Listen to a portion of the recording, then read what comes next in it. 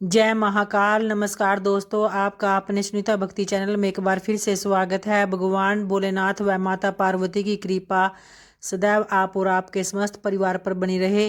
दोस्तों, आज हम इस वीडियो में प्रदोष व्रत के बारे में जानेंगे। प्रदोष व्रत जो हिंदू धर्म में विशेष महत्व माना गया है, यह पर्व प्रत्येक माह के कृष्ण और शुक्ल पक्ष की त्रयोदशी तिथि पर मनाया जाता है। प्रदोष व्रत के दिन सभी प्रकार के शुभ काम करने की सलाह देते हैं। ऐसा माना जाता है कि प्रदोष व्रत के दिन भगवान शिव और माँ पार्वती की पूजा करने से शुभ कामों में सफलता और सिद्धि मिलती है। प्रदोष व्रत करने से जीवन में व्याप्त सभी प्रकार के कष्टों से मुक्ति मिलती है, साथ ही सुख और सौभाग्य में वृद्धि होती है। इस शुभ अवसर पर भगवान शिव और माता पार्वती की विशेष रूप से पूजा की जाती है, साथ ही रुद्राभिषेक भी किया जाता है। तो आइए आज इस वीडियो में आप प्रदोष प्रदोष व्रत कथा का श्रवण करेंगे। तो आइए प्रारंभ करते हैं। पुरानी कथा के अनुसार प्राचीन काल में एक गरीब पुजारी रहा करता था। उसका अचानक देहांत हो गया और पुजारी की मृत्यु होने के बाद उसकी विधवा पत्नी अपने भरण पोषण के लिए पुत्र को साथ लेकर भीख मांगने लगी और भीख मांगते मांगते उसको शाम हो जाती थी। एक दिन उसकी मुलाकात विदर्भ देश के राजकुमार से हुई, जो कि अपने पिता की मृत्यु के बाद दर दर भटकने लगा था। उसकी यह हालत पुजारी की पत्नी से देखी न गई और वह उस राजकुमार को अपने साथ लेकर अपने घर ले आई और पुत्र जैसा रखने लगी। एक दिन जब पुजारी की पत्नी अपने साथ दोनों पुत्रों को सांडिल्य ऋषि के आश्रम में ले गई, वहां उसने ऋषि से शिव जी के प्रदोष व्रत की कथा एवं विधि सुनी तथा घर जाकर अब वह भी प्रदोष व्रत करने लगी। एक बार जब दोनों बालक वन में घूम रहे थे, उनमें से पुजारी का बेटा तो घर लौटा गया, परंतु राजकुमार वन में ही रह गया।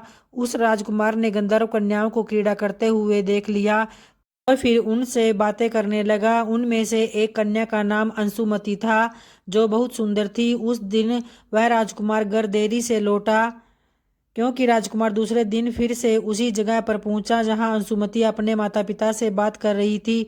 तभी अंशुमति के माता पिता ने उस राजकुमार को पहचान लिया तथा उससे कहा कि आप तो विदर्भ नगर के राजकुमार हो, आपका नाम चंद्रगुप्त है ना। अंशुमति के माता पिता को वह राजकुमार पसंद आया और उन्होंने कहा कि शिवजी की कृपा से हम अपनी पुत्री का विवाह आपसे करना चाहते हैं, क्या आप इस विवाह के लिए तैयार हैं।